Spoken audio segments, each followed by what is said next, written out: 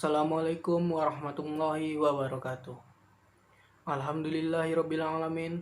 Wassalatu wassalamu ala asrofil anbiya'i wal mursalin wa ala alihi washabi rasulillah ajmain. Amma ba'du. Pertama-tama marilah kita panjatkan puji dan syukur atas kehadiran Allah Subhanahu wa taala yang mana telah melimpahkan rahmat dan karunia-Nya sehingga kita dapat diberikan kesehatan dalam menjalani aktivitas kita sehari-hari.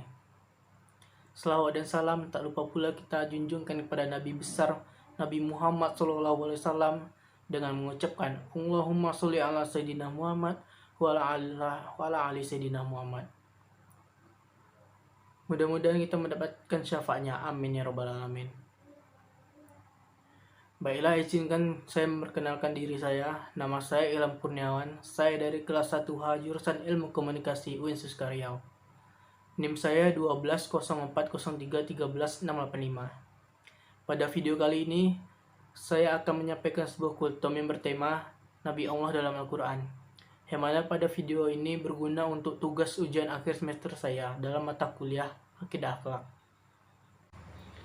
Bismillahirrahmanirrahim. Nabi Allah dalam Al-Quran. Menurut bahasa, Nabi berasal dari kata naba yang berarti tinggi dan naik. Maka Nabi adalah makhluk yang termulia dan tertinggi derajatnya atau kedudukannya.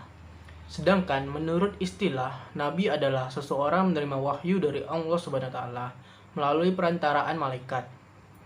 Mereka juga adalah mubasyir atau pembawa berita baik, yaitu mengenai ridha Allah dan kebahagiaan hidup di dunia serta di akhirat.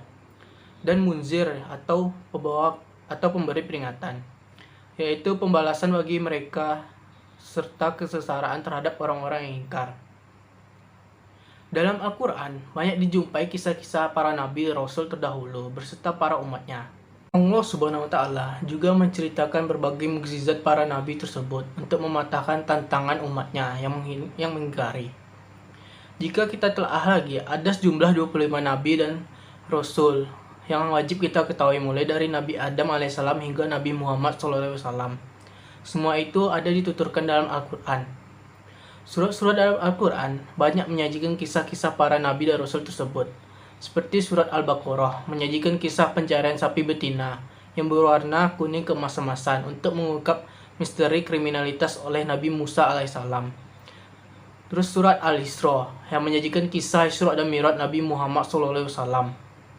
Terus surat Muhammad yaitu menuturkan watak Nabi Muhammad SAW beserta para pengikut setianya yang sangat keras terhadap orang-orang kafir, tetapi berkasih sayang dengan sesama orang-orang beriman. Dan selanjutnya surat Nuh dan surat Hud, itu menuturkan kisah Nabi Nuh yang dalam berdakwah dan memperjuangkan misi Islam, tauhid dan keadilan di tengah kaum Ad dan kaum Samud yang kaya raya dan melecehkan seruan Islam. Terus surat Al-Lahab yang mengisahkan perlawanan Abu Lahab terhadap perjuangan Nabi Muhammad SAW dengan segala kekuatan dan hartanya, tetapi itu semua sia-sia. Kisah-kisah para nabi tersebut menjadi informasi yang sangat berguna bagi upaya meyakini para nabi dan rasul Allah Subhanahu wa taala. Keimanan kepada para nabi dan rasul merupakan suatu keharusan bagi umat Islam yang harus ditanamkan semenjak usia dini. Tanpa ada keyakinan ini, seseorang tak akan bisa membenarkan wahyu Allah Subhanahu wa taala yang terdapat dalam kitab-kitab Allah. Di samping itu, kisah-kisah para nabi yang terdapat dalam Al-Quran juga bisa dijadikan suatu teladan bagi kehidupan seseorang. Di dalam Al-Quran juga dikisahkan pula tentang peristiwa yang terjadi pada masa Rasulullah SAW.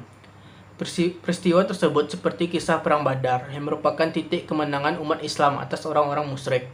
Dalam peperangan ini, Allah menampakkan atas pertolongannya kepada orang-orang mukmin karena keimanan dan ketulusan mereka dalam berjuang meskipun melawan orang-orang musyrik yang jumlahnya sangat banyak. Al-Quran juga mengisahkan perang Uhud yang berujung kekalahan di sisi umat Islam meskipun sebenarnya sudah hampir menang. Kekalahan ini terjadi akibat ketidaktulusan sebagian pasukan umat Islam yang lebih banyak mencari harta rampasan perang. Peristiwa lain dalam Al-Quran yang menjadi sejarah umat Islam salah satunya seperti peristiwa Isra Mi'raj yang menjadi salah satu mukjizat Rasulullah SAW.